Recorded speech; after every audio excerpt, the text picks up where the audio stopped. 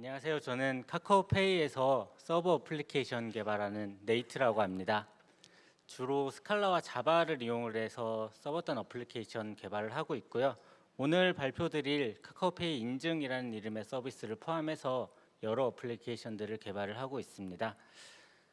네, 그럼 액티브엑스 없는 블록체인 기반 PKI 시스템 발표 바로 시작하도록 하겠습니다. 오늘 제가 발표드릴 내용은 카카오페이 인증이라는 이름의 서비스이고요. 카카오페이 인증을 한마디로 말하자면 전자서명 플랫폼이라고 말씀드릴 수 있을 것 같습니다.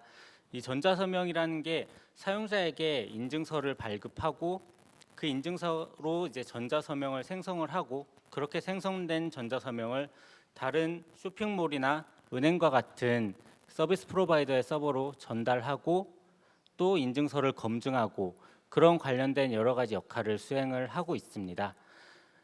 이미 다들 써보셨을 텐데 공인인증서, 기존의 공인인증서가 하고 있던 역할을 기술적으로는 그대로 똑같이 하고 있다고 생각하시면 될 것 같습니다.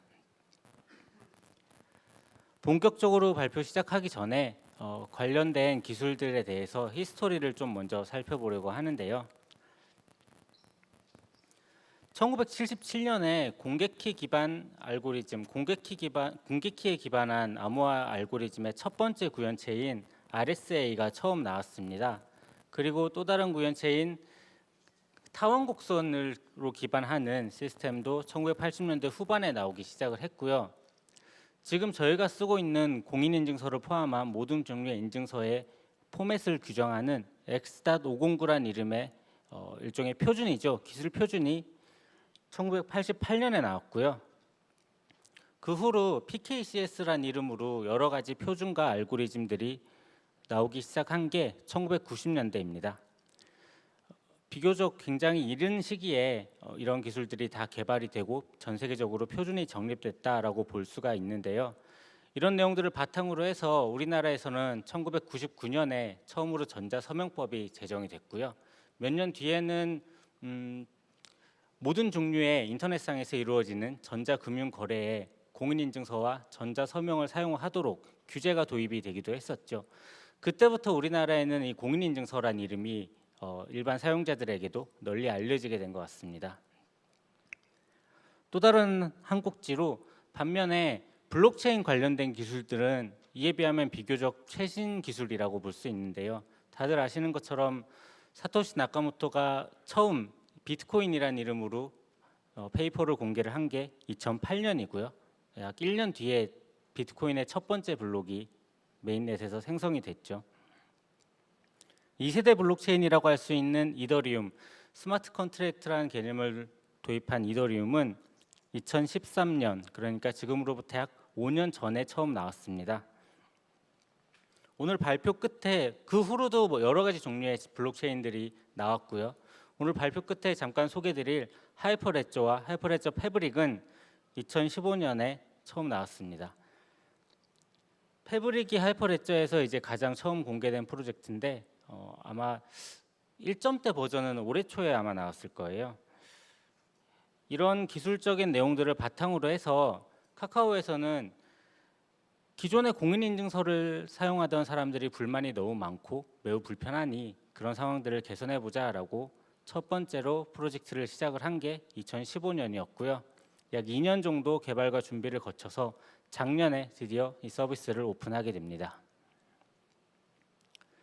카카오페이 인증에 대해서 지금 계속 말씀을 드리고 있는데 이 프로젝트는 기존의 공인인증서가 가지고 있던 문제점을 해결해 보고자 만들어진 프로젝트입니다. 그래서 오늘 제가 발표드릴 순서는 먼저 PKI와 전자서명 그리고 인증서에 대한 기본적인 내용들을 잠깐 소개를 드리고요. 그리고 나서 기존의 공인인증서가 어떤 문제점을 가지고 있었는지, 물론 여러 가지 많은 문제점들이 있었겠지만 그 중에서 보안적으로 특히 문제가 될 만한 액티브엑스와 키 관리 관련된 내용들에 대해서 말씀을 드리도록 하겠습니다. 그리고 저희가 어떻게 그 문제들을 해결했는지 소개해 드릴 거고요. 마지막으로 저희 서비스가 블록체인을 왜 이용을 해야 했는지 그리고 블록체인을 어떻게 이용했는지 설명드릴 수 있도록 하겠습니다. 오픈할 때는 저희는 비트코인 블록체인을 이용을 했었고요. 지금은 하이퍼레저 패브릭으로 전환을 완료한 상태입니다. 이 두 내용에 대해서 소개를 드리고 오늘 발표 마무리하도록 하겠습니다. 먼저 PKI와 그 기본 개념들에 대해서 간단한 설명드리도록 하겠습니다. 현대적인 보안의 거의 모든 알고리즘이나 개념들은 공개키 기반 암호화에 기반하고 있습니다. 어떤 사용자가 다른 사람에게 비밀스러운 메시지를 보내야 한다고 했을 때 그냥 그 메시지를 평문 그대로 보내는 게 아니라 보통은 암호화를 해서 보내게 되죠. 만약 대칭키를 사용한다면 보내는 사람이 암호화한 키와 받는 사람이 복호화할 때 사용할 키가 동일하기 때문에 두 사람이 동일한 키를 공유해야 한다는 문제점이 있습니다. 키를 전달하거나 하는 과정에서 키가 탈취되거나 할 수 있는 위험성이 있기 때문이죠. 반면 공개키 기반 암호화에서는 그럴 필요가 없습니다. 항상 키를 하나만 쓰는 게 아니라 두 개의 키를 쌍으로 같이 쓰기 때문이죠. 그 중에 하나는 프라이빗 키, 즉 비밀 키라고 부르고 다른 하나는 퍼블릭 키, 공개 키라고 부릅니다. 여기서 중요한 거는 공개 키는 메시지를 받는 사람에게 혹은 복화를 하거나 할 때 필요하기 때문에 그야말로 이름 그대로 공개하는 키고요. 비밀 키는 오직 사용자 자신만이 가지고 있어야 하는 키입니다. 또 한 가지 중요한 점은 공개 키로 암호화한 값은 비밀 키로 풀 수 있고 비밀 키로 암호화한 값은 공개 키로 풀 수 있다는 것입니다. 만약에 밥이라는 사람이 앨리스라는 사람에게 어떤 메시지를 암호화해서 비밀스럽게 보내고 싶다고 하면은 밥은 앨리스의 공개 키를 받아다가 앨리스의 공개 키를 이용을 해서 암호화를 한 다음에 앨리스에게 보내게 됩니다. 그렇게 암호화된 메시지는 오직 앨리스의 프라이빗 키로만 풀 수 있기 때문에 이 메시지를 볼 수 있는 사람이 앨리스밖에 없다라고 밥은 확신할 수 있게 되죠. 물론 여기에는 앨리스가 자신의 비밀 키를 유출하지 않았다는 가정이 전제가 돼 있는 겁니다. 이런 기술을 조금 응용하면 전자서명이라는 내용을 만들어낼 수가 있는데요. 밥이 앨리스에게 메시지를 보내려고 하는데 이 메시지가 내용이 유출돼서는 안 된다거나 그렇게 중요한 내용은 아닌 거예요. 하지만 이 메시지를 보낸 사람이 다른 누구도 아닌 바로 밥이다라는 거를 앨리스에게 증명하고 싶은 거죠. 그런 경우에 밥은 자신만이 가지고 있는 프라이빗 키를 이용을 해서 특별한 값인 서명값이라는 것을 만들어서 메시지와 함께 앨리스에게 보낼 수 있습니다. 만약에 중간에 이 메시지가 탈취가 되더라도 메시지의 내용 자체가 탈취되는 건 문제가 아니다라고 했기 때문에 다만 이 메시지를 받은 앨리스는 그 메시지와 함께 첨부된 저 서명값이 정말 밥이 보낸 게 맞는지 검증할 필요가 있습니다. 이때는 밥의 퍼블릭 키를 이용을 해서 검증을 하게 됩니다. 왜냐하면 밥이 이 서명값을 생성할 때 자신의 프라이빗 키로, 비밀 키로 생성을 했기 때문에 이 메시지의 유효성을 검증을 할 때에는 그 쌍이 되는 공개 키를 이용을 해서 검증을 할 수가 있습니다. 바로 이 기술이 전자서명입니다.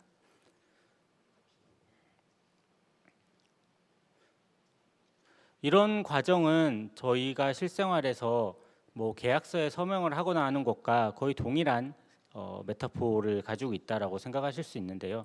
전세 계약을 하거나 할 때 계약서가 있고 그 계약서에 나의 인감 도장을 찍고 계약서에 동의한다는 의미로 도장을 찍죠.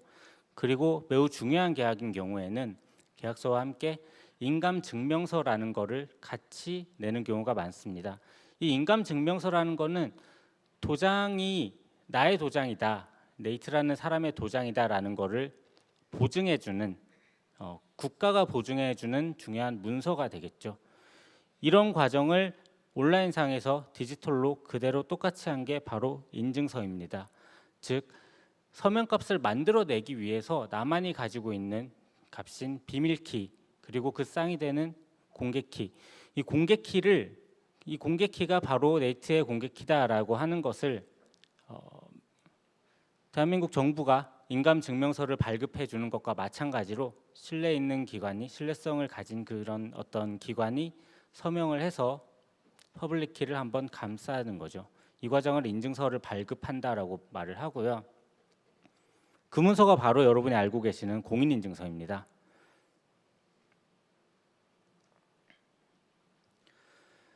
이렇게 공개키 기반으로 전자서명을 생성하고 그 전자서명을 검증하기 위해서 인증서를 발급하고 이런 과정들은 꼭 공인인증서에만 쓰이는 기술은 아닙니다.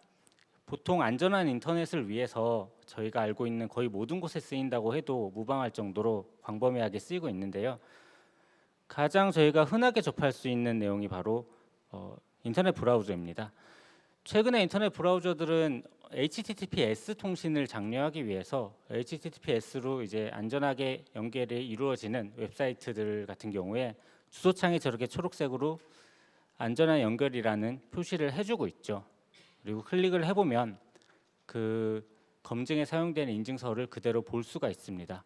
이 인증서는 이 웹사이트를 서빙하는 바로 그 서버의 신원을 확인할 수 있는 인증서이고요. 그 인증서가 유효한 인증서인지는 브라우저가 직접 검증을 하게 됩니다. 클릭을 해보시면은 아마 한 번씩 눌러보시면 좋을 것 같아요. 인증서 내용을 그대로 다 보실 수 있는데 저희가 일반적으로 사용하는 공인인증서도 이와 완전하게 동일한 포맷을 가지고 있습니다. 앞서서 제일 처음에 말씀드렸던 X.509라는 이름의 국제 표준이고요. 제가 말씀드리고 싶었던 거는 공인인증서가 우리나라에서만 쓰고 있는 이상한 기술인 게 아니라 전 세계적으로 그리고 보안적으로 굉장히 인정받았고 검증되었고 널리 쓰이고 있는 그 국제 표준인 기술이라는 겁니다. 그럼에도 불구하고 여러 가지 이유로 공인인증서가 많은 비판을 받고 있는데요.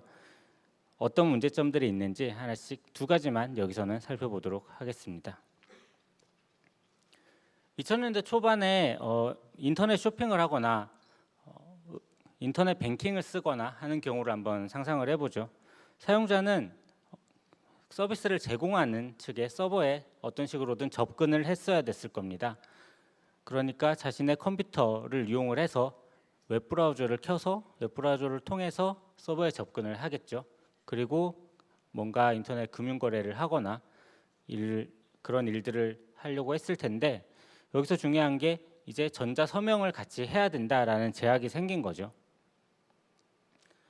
문제는 처음에 말씀드렸던 것처럼 이 서명에 사용될 비밀키는 어디에도 유출이 돼서는 안 되고 오직 사용자 자신만이 깨울 수 있는 안전한 곳에 저장이 되어야 한다는 것입니다. 웹브라우저는 일반적으로 사용자의 하드디스크에 저장된 파일들에 접근을 할 수가 없습니다. 그런데 서비스를 이용하기 위해서는 이 키에 접근하는 게 반드시 필요하죠. 그래서 우리나라에서 가장 많이 쓰였던 기술이 액티브엑스입니다. 액티브엑스는 꼭 여기에만 쓰이는 기술은 아니고요. MS에서 만든 일종의 설치 파일 같은 건데 가장 많이 흔하게 쓰였던 게 인터넷 익스플로러의 플러그인 형태로 사용자에게 설치가 돼서 작은 실행 파일처럼 동작을 하는 그런 구조로 되어 있습니다. 여러 가지 문제점들이 있을 수 있겠지만 가장 큰 거는 사용자에게 불편을 줬다는 거죠. 2003년부터 아마 이런 비판이 나오기 시작한 걸로 제가 알고 있는데 윈도우즈를 쓰지 않는 사람들, 맥이나 리눅스를 쓰는 사람들, 그리고 인터넷 익스플로러를 쓰지 않는 사람들, 크롬이나 사파리를 쓰는 사람들은 이런 액티브엑스로 제공된 서비스를 전혀 사용할 수 없다는 문제점이 있습니다. 그런 사용성의 문제 말고도 또 한 가지 큰 문제점이 있는데 저는 이게 정말 나쁜 거라고 개인적으로 생각을 하는데요. 우리나라 인터넷 사용자들에게 굉장히 나쁜 습관을 심어줬다는 겁니다. 이 액티브엑스를 설치하지 않으면 해당 사이트가 제공하는 거래나 서비스를 이용을 할 수가 없기 때문에 이렇게 설치 관련된 창이 뜨면은 확인 버튼을 누를 수밖에 없는 거죠. 사용자는 이때 설치되는 프로그램이 바이러스인지 악성 코드인지 아니면 안전한 프로그램인지 확인할 수도 없고 오직 설치 버튼을 눌러서 이 설치를 할 수밖에 없는 그런 상황에 어떻게 보면 내몰렸다고도 할 수 있을 것 같은데요. 그러다 보니 많은 사용자의 컴퓨터에 참 나쁜 코드들, 악성 코드들이 많이 설치가 됐고요. 부산에 계시는 저희 부모님 집 컴퓨터 이런 거 들어가 보면 크게 신경을 쓰지 않고 쓰면은 나도 모르는 사이에 정말 쓸데없는 많은 프로그램들이 설치가 되는 이런 상황에까지 내몰린 거죠. 근데 액티브엑스를 사용을 하는 게 2000년대 초반에는 큰 문제가 아니었을지도 모릅니다. 그때 우리나라 인터넷 사용자들의 정말 대부분은 윈도우즈와 인터넷 익스플로러를 쓰고 있었으니까요. 어쨌든 지금은 상황이 많이 바뀌었죠. 요즘 같은 상황에서 이런 거를 좀 더 편리하게 어떻게 쓸 수 있을까라고 고민을 한 끝에 저희는 이런 구조로 가고 있습니다. 지금은 대부분의 사람들이, 그리고 정말 많은 인터넷 트래픽이 모바일로 넘어왔고요. 많은 분들이 스마트폰을 쓰고 있고, 그리고 대부분의 대한민국 국민들이 카카오톡을 쓰고 있습니다. 저희는 그 비밀키를, 사용자의 비밀키를 사용자의 컴퓨터가 아니라 사용자가 사용하는 카카오톡 안에 저장을 하고 있습니다. 그러니까 액티브엑스 같은 추가적인 프로그램의 설치 없이 카카오톡을 가지고 있다면 얼마든지 전자서명을 만들어낼 수 있는 구조를 만든 겁니다. 그리고 그렇게 생성된 전자서명은 카카오페이의 서버를 통해서 은행이나 관공서, 쇼핑몰과 같은 서비스 프로바이더의 서버로 안전하게 전달이 됩니다. 이렇게 되면 굳이 윈도우나 인터넷 익스플로러를 강제하지 않더라도 얼마든지 서비스를 사용할 수 있게 되는 장점이 있죠. 기존 공인인증서가 가진 이제 두 번째 문제점인데요. 비밀키를 어떻게 관리할 것인가 하는 문제입니다. 액티브엑스를 통해서 이렇게 사용자의 비밀키를 쓴다고 말씀을 드렸었는데, 기존 공인인증서 같은 경우에는 이 비밀키를 물론 평문으로 그대로 저장하진 않고요. 사용자의 비밀번호를 이용해서 한번 암호화를 한 다음에 npki라는 이름의 폴더 안에 인증서와 함께 저장을 하고 있습니다. 근데 윈도우즈라는 이제 OS의 특성상 파일에 대한 권한 관리가 사용자에게 이렇게 잘 안내가 되지 않다 보니까 이 폴더는 얼마든지 단지 컨트롤 C, 컨트롤 V를 누르는 것만으로도 복제가 가능하죠. 이걸 탈취하고 싶은 해커가 정말 복잡한 어떤 어려운 기술을 쓸 필요도 없이 사실 파일만 복사하면 얼마든지, 물론 암호화된 형태긴 하지만 키를 탈취할 수 있다는 문제점이 있습니다. 이렇게 탈취된 키는 만약에 사용자의 비밀번호만 알아낼 수 있다면 악의를 가진 공격자가 얼마든지 나쁜 목적으로 사용할 수 있게 되는 거고요. 키를 깨우거나 그 키를 이용해서 전자서명하는 과정이 모두 로컬에서만 일어나고 있습니다. 그러니까 사용자의 비밀번호를 모르는 상태라고 하더라도 만약에 키 파일을 탈취를 했다면 수백만, 수천만 번의 시도를 통해서 브루트포스 어택을 통해서 사용자의 비밀번호를 알아낼 수 있는 가능성까지 존재하는 거죠. 그런데 최근에 많은 모바일 OS들은 이러한 키를 안전하게 관리할 수 있는 공간을 제공을 하고 있습니다. iOS에서는 이제 키체인이라는 이름으로, 그리고 안드로이드에서는 키스토어라는 이름으로 API를 제공을 하고 있고요. 저희는 사용자의 암호화된 비밀키를 그곳에 저장을 하고 있습니다. 그러니까 그렇게 하면 그 카카오톡이 아닌 다른 앱 또는 인가가 되지 않은 다른 악성 코드들이 접근을 원천 차단할 수 있다는 장점이 있고요. 훨씬 더 안전해진 거죠. 그리고 이 사용자의 키를 암호화할 때 사용자의 비밀번호로만 암호화를 하는 게 아니라 카카오페이 서버만이 가지고 있는 저희는 서버 사이드 패스프레이즈라고 부르고 있는데요. 이걸 같이 이용해서 암호화를 하고 있습니다. 만약에 이 OS를 뚫고 키 파일을 탈취했다고 하더라도, 그리고 사용자의 비밀번호를 알아냈다고 하더라도 카카오페이 서버를 해킹해서 그 서버 사이드 패스프레이즈를 알아내지 않으면 키를 사용할 수 없는 구조입니다. 그리고 서명을 생성하거나 요청하거나 하는 과정 역시 카카오페이 서버를 거치기 때문에 브루트포스 공격을 원천적으로 막을 수가 있죠. 예를 들어서 5번의 이상한 시도, 비밀번호가 틀렸다라고 하면은 서버 쪽에서 인증서를 바로 폐기해 버릴 수 있는 거죠. 이렇게 지금까지 기존의 공인인증서가 가지고 있던 보안상의 문제점들을 좀 살펴봤고요. 카카오페이가 어떻게 그 문제점을 해결했는지 설명을 드렸습니다. 이제부터는 블록체인 얘기로 넘어가도록 하겠습니다.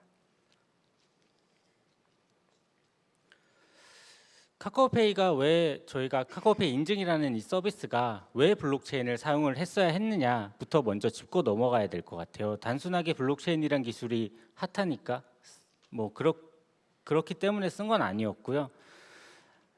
이 인증이라는 거에 대해서 좀 더 말씀을 드려야 될 것 같은데, 서비스 프로바이더 입장에서는 전자서명과 함께 그 사용자의 전자서명에 사용된 그 전자서명이 옳은 것인지를 검증할 수 있는 인증서를 같이 전달을 받게 됩니다. 그러면 그 인증서에서 퍼블릭 키를 꺼내서 그 퍼블릭 키를 가지고 전자서명이 옳은 것인지를 검증을 하게 될 텐데요. 그런데 이 인증서 자체에 대한 검증도 마찬가지로 이루어져야 됩니다. 아까 처음에 말씀드렸던 전세 계약할 때 인감증명서를 같이 낸다라고 했을 때 사실 그 인감증명서조차도 위조를 할 수 있는 가능성이 있는 것이니까요. 그렇기 때문에 인증서를 발급해주는 주체는 그 인증서가 옳은 것인지 제대로 발급을 받은 인증서가 맞는지를 검증해줘야 되는 의무가 있습니다. 그런데 그 서비스 프로바이더 입장에서는 카카오페이의 서버조차도 사실 의심을 해볼 수 있는 거죠. 어떤 인증서를 보내서 카카오페이 서버라고 주장하는 어떤 서버가 옳은 인증서다라고 응답을 보내왔는데 그걸 어떻게 믿을 수 있을 것인가 하는 문제가 여전히 남습니다. 그런 점을 해결을 하기 위해서 저희는 블록체인을 활용해 보기로 한 겁니다. 다들 알고 계시는 내용일 테지만 간단하게만 짚고 넘어가겠습니다. 일반적으로 블록체인은 데이터를 트랜잭션들을 블록 단위로 저장을 하고요. 각 블록은 이전 블록의 해시 값을 가지고 있기 때문에 어떤 블록에 저장된 작은 데이터라도 위조하거나 변조하기 위해서는 블록체인에 저장된 체인으로 저장된 모든 블록의 해시 값을 변조해야 한다는 어려움이 있습니다.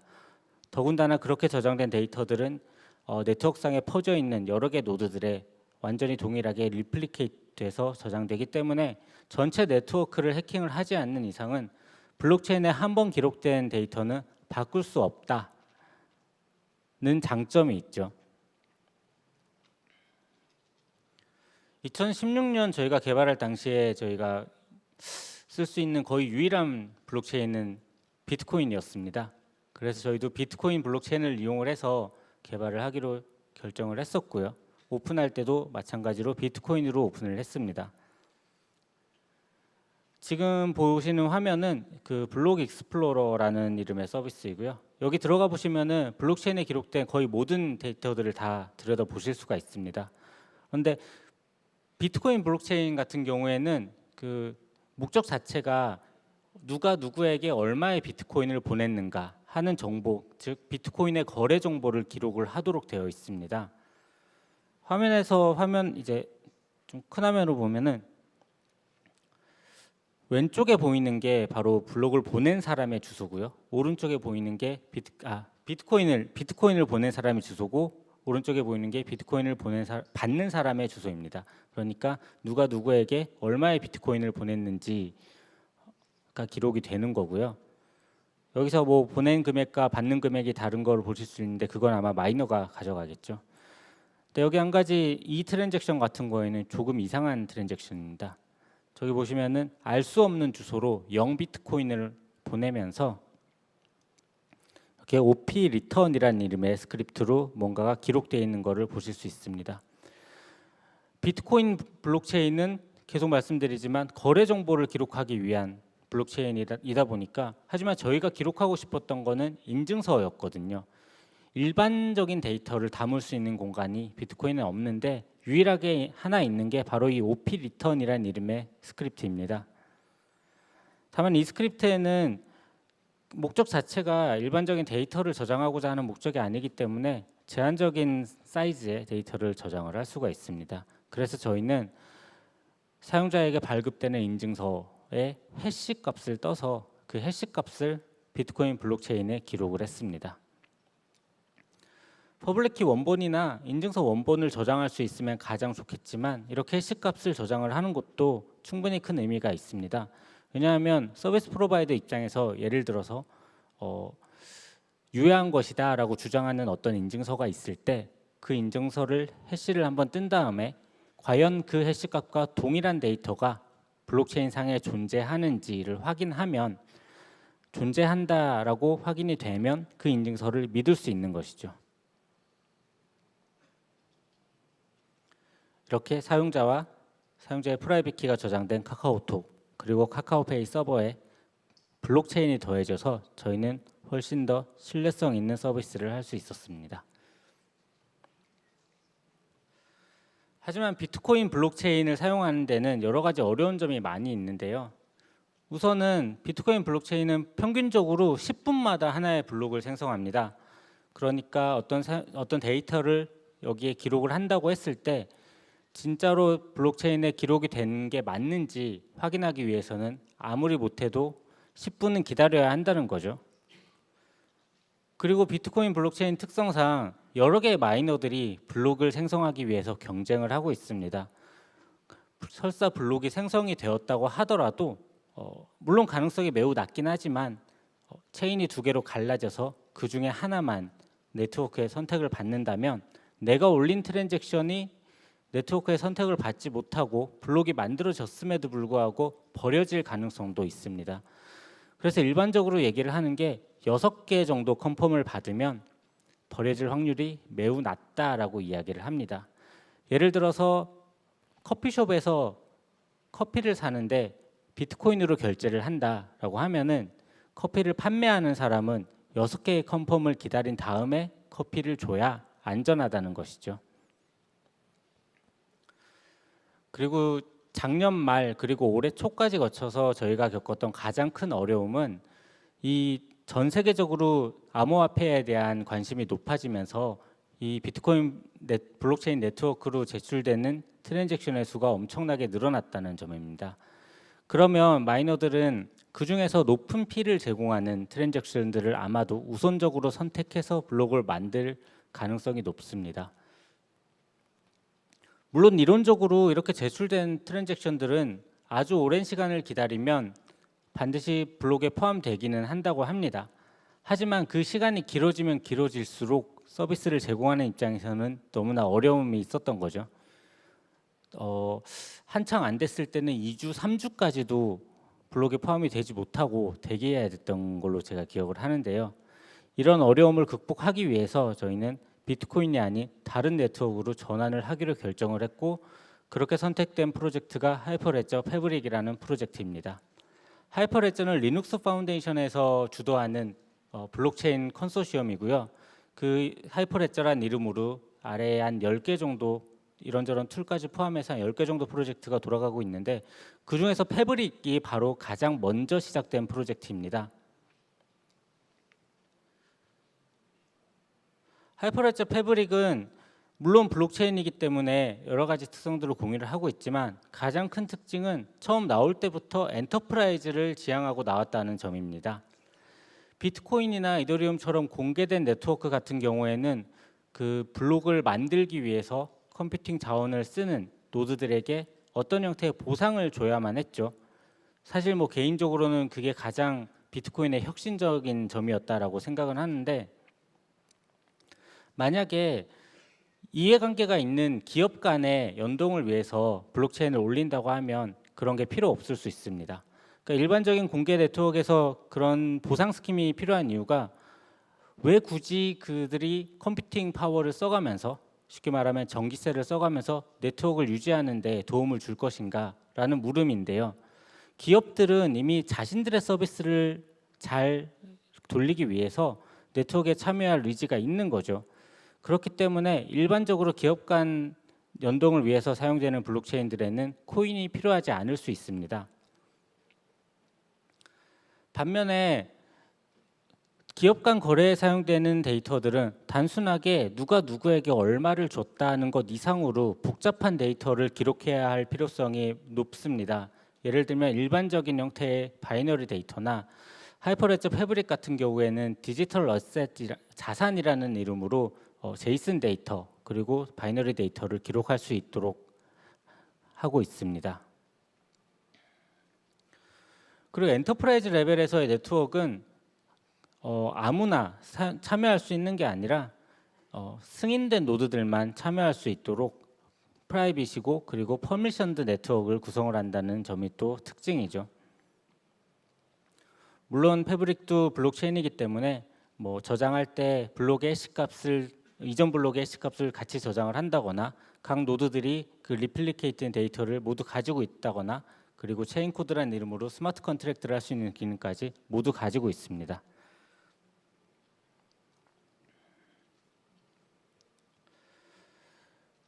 그리고 또 한 가지 중요한 특징이 바로 블록을 생성하는 방법에 대한 문제인데요. 지금 이 그림은 패브릭 홈페이지에 가면 그대로 보실 수가 있는 그림이고요. 하이퍼레저 패브릭 네트워크가 블록을 어떻게 생성하는지에 대해서 그려놓은 겁니다. 쉽게 말씀드리면 일반적으로 공개된 네트워크들은 마이너라고 부르는 블록을 생성할 수 있는 노드들이 서로 블록을 생성하기 위해서, 왜냐하면 보상이 있으니까요, 서로 블록을 생성을 하기 위해서 경쟁을 하는 경우들이 많이 있는데, 하이퍼레저 패브릭 같은 경우에는 중간에 굵은 글씨로 보이는 오더링 서비스라고 하는 중앙화된 어떤 노드들이 그 블록을 생성하는 역할을 담당하고 있습니다. 물론 여기에는 복수개의 노드들이 참여를 할 수 있기 때문에 완전히 중앙화된 건 아니고요.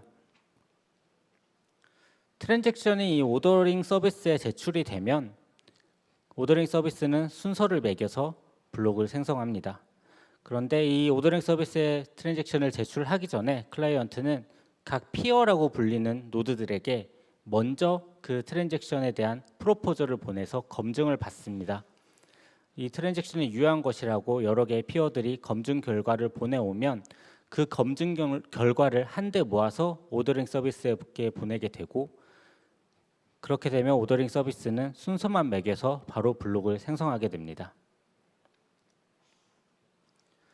아까 비트코인이 가지고 있던 이제 이런 한계점들이 있었는데, 이 한계점들을 저런 하이퍼레저 패브릭의 특성을 이용을 하게 되면 극복을 할 수가 있습니다. 왜냐하면 오더링 서비스가 블록을 만들어내는 즉시 저희는 내가 제출한 트랜잭션이 블록에 포함되었다는 사실을 확신할 수 있기 때문입니다.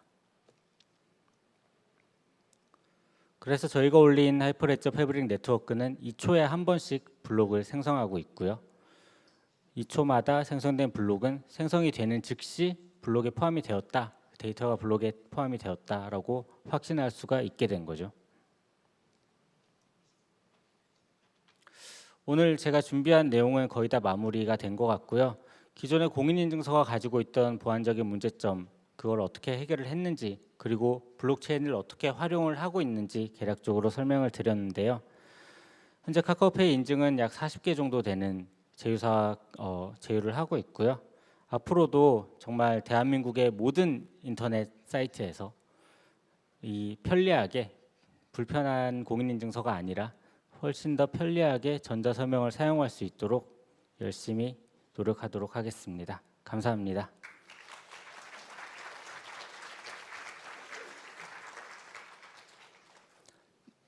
질문 있으시면은 네, 이쪽 가운데.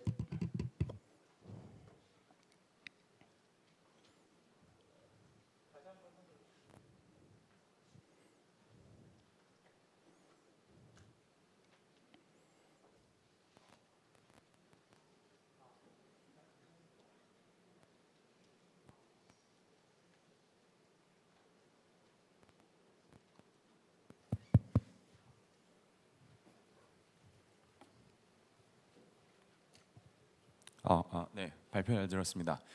제가 놓치거나 잘못 이해한 부분이 있을 수도 있어서 일단 양해를 부탁드리고요.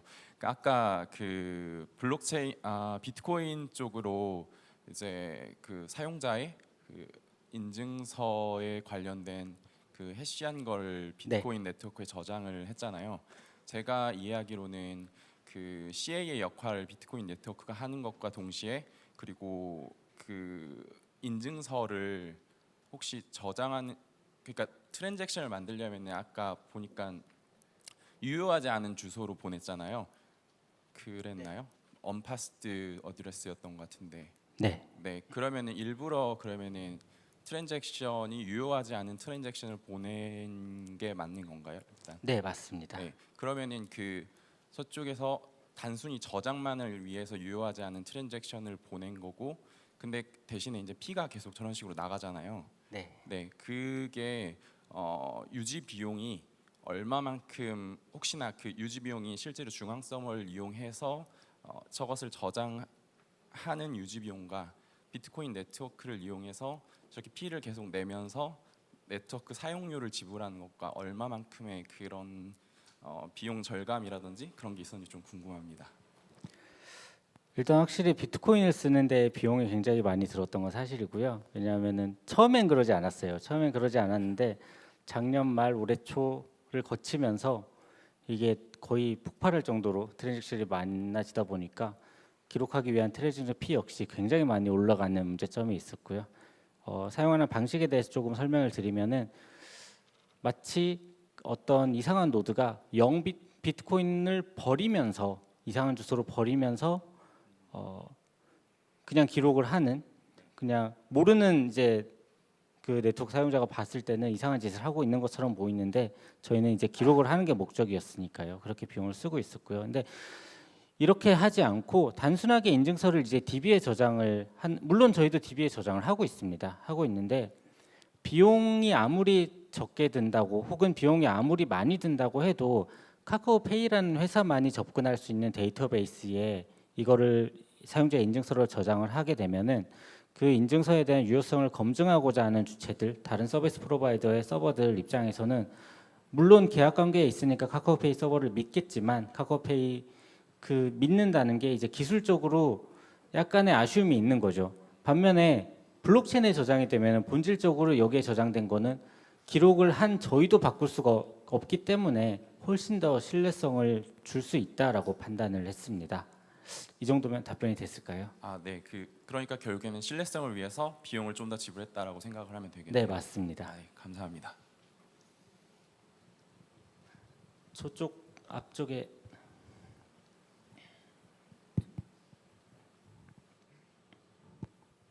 예.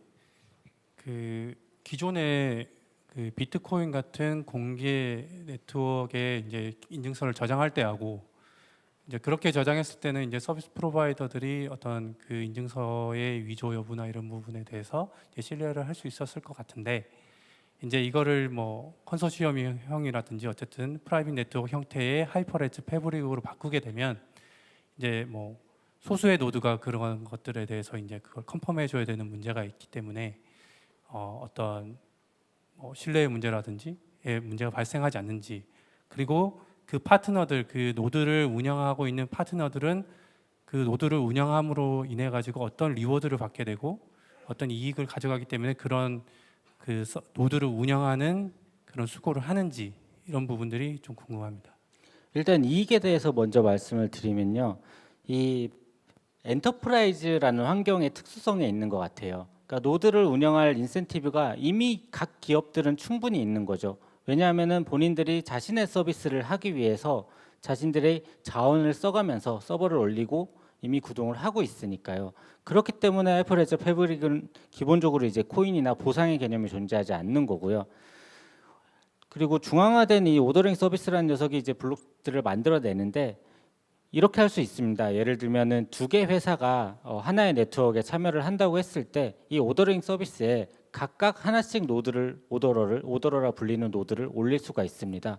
그러면은 각각의 두 회사가 각각 이제 블록을 생성할 수 있는 이 녀석들이 그 오더러들끼리 합의가 이루어져야만 이때 말씀드리는 합의는 그 일반적인 블록체인에서 얘기하는 합의와는 좀 다르긴 한데, 그러니까 어떤 트랜잭션이나 생성된 블록에 대한 이제 검증을 각각의 회사가 모두 하기 때문에 그런 완전히 중앙화되지는 않았다라고 제가 말씀드릴 수 있을 것 같아요. 그러면 아까 그 파트너사들이 다 그런 검증 노드를 운영하고 있는 겁니까? 솔직히 말씀드리면 아직 노드를 올린 파트너사가 없긴 합니다. 아직 지금 이 블록체인이라는 기술이 업계 전반에서 많이 화두가 되고 있긴 하지만 저희가 주로 제휴를 하는 회사들이 이제 금융회사들입니다. 금융회사들은 이제 뭐 예를 들면 장애가 나거나 실수를 했을 때 사용자들에게 이제 실제로 재산상의 손해를 입힐 가능성이 있어서 아마 저는 그럴 거라고 이해를 하고 있습니다만 굉장히 보수적으로 움직이는 측면들이 있고요. 그리고 연동을 위해서 이제 지금은 이제 REST API로만 통신을 하고 있는 구간들이 많고요. 앞으로 이런 기술들이 좀 더 널리 확산이 되고 개념들에 대해서도 업계 전반으로 확산이 된다면 많은 곳들이 참여를 할 수 있을 거라고 생각을 합니다. 네, 감사합니다. 네, 저기 앞쪽에 손 들어주신. 네, 발표 잘 들었고요. 처음에 이제 비트코인에 올릴 때는 사실 블록체인을 어떤 서티피케이트에 활용했다기보다는 나중에 위변조만을 해시로 검증하기 위한 서드 파티 솔루션 정도로 활용을 하셨었고, 이후에는 이제 하이퍼레저 패브릭으로 아예 마이그레이션을 하신 것 같은데, 그 일단 첫 번째로 궁금한 건 이 쿼럼 같은 경우에는 사실 프라이빗한 스테이트를 관리해 주기도 하고, 그리고 EVM을 기반으로 하고 있기 때문에 나중에 퍼블릭 체인으로의 뭔가 이주 가능성을 염두에 본다면 쿼럼도 꽤나 매력적인 옵션이었을 것 같은데, 왜 하이퍼레저를 선택하셨는지 그 이유가 일단 첫 번째로 궁금합니다. 네, 먼저 답변을 드리자면 저희가 올리는 이 블록체인의 목적 자체에 있습니다. 지금 인증서를 검증하고자 하는 주체가 이런 일반 사용자들이라기보다는 현재로서는 사실 서비스를 제공하는 서버들이거든요. 그러다 보니까 엔터프라이즈 향으로 만들어진 패브릭을 이용을 하는 게 좋겠다라는 판단이 있었습니다. 사실 쿼럼도 엔터프라이즈용으로 쓰인 거고, 네. 이제 이 전환을 결정할 사실 처음부터 리눅스 파운데이션이랑 좀 접촉을 하면서 저희가 좀 정보를 먼저 얻기도 했었고요. 네. 오픈 소스, 물론 쿼럼도 오픈 소스지만 쿼럼을 선택하지 않은 특별한 이유가 있었다기보다는 저희는 패브릭이 현재로서는 가장 나은 옵션이다라고 판단을 한 거죠. 네. 그러면 지금은 그 하이퍼레저 패브릭의 이제 계열사들이 노드로 참여하고, 그 서티피켓이 이제 실제로 카카오페이가 활용하고, 그러니까 카카오페이에서 이슈된 원본이다, 이걸 이제 그 패브릭에 저장된 정보로 이제 확인하는 정도로만 쓰고 계신 건지, 아니면 그 처음에 카카오톡에서 이제 서명을 하고 그 서티피켓을 이제 리퀘스트하는 딴에서부터 그 모든 DB를 패브릭에 올려서 쓰시는 건지, 지금은 어느 레이어까지 활용하시는지 좀 궁금해요. 현재 처음 말씀하신 부분이 맞습니다. 당연히 그 사용자 인증서를 저장을 하고, 그리고 서명들을 저장을 하고, 그리고 혹은 요청들을 저장을 하는 데는 MySQL을 쓰고 있고요. 거기에 추가적으로 이제 인증서를 검증을 하는 과정이 중요한 과정이라고 판단을 했기 때문에 인증서 정보, 지금은 시리얼 넘버와 퍼블릭 키, 그리고 인증서 해시값 정도를 네트워크에, 그 블록체인 네트워크에 올리고 있습니다. 감사합니다.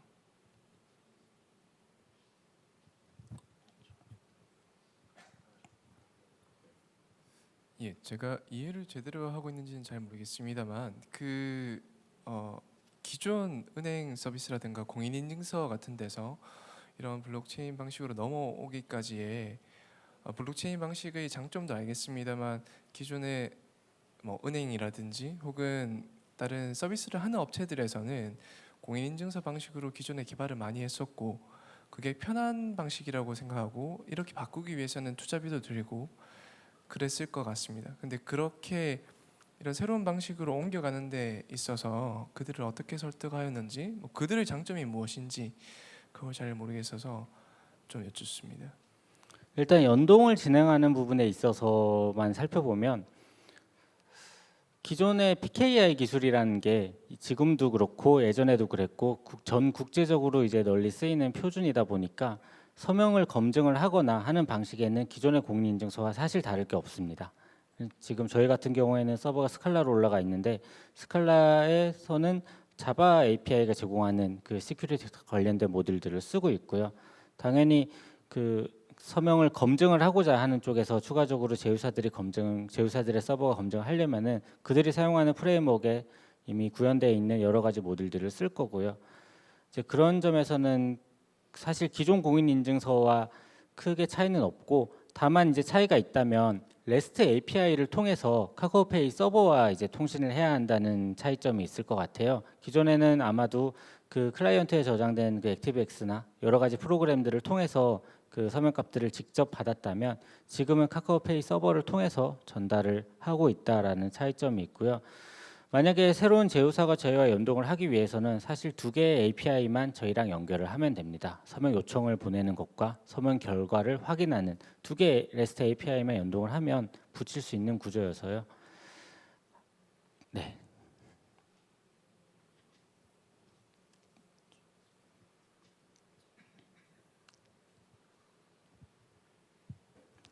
이쪽에 손들어 주신 분 계시는데.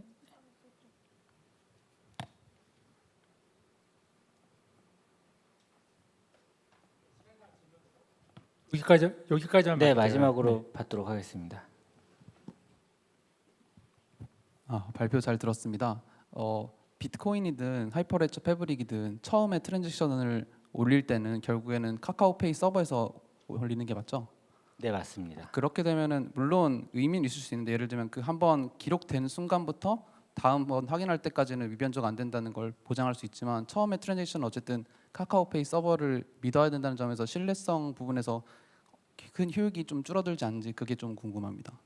네, 정확하게 지적해 주신 부분이고요. 비트코인 네트워크를 사용할 때 이제 이 10분 혹은 6개 컨펌을 기다릴 때까지의 시간 혹은 심지어는 블록에 포함이 되지 못하고 있는 2주, 3주간의 시간 동안은 카카오페이 서버만을 믿어야 한다는 단점이 있었던 거고요. 그거를 극복하기 위해서 저희가 하이퍼레저 패브릭을 도입을 한 거고요.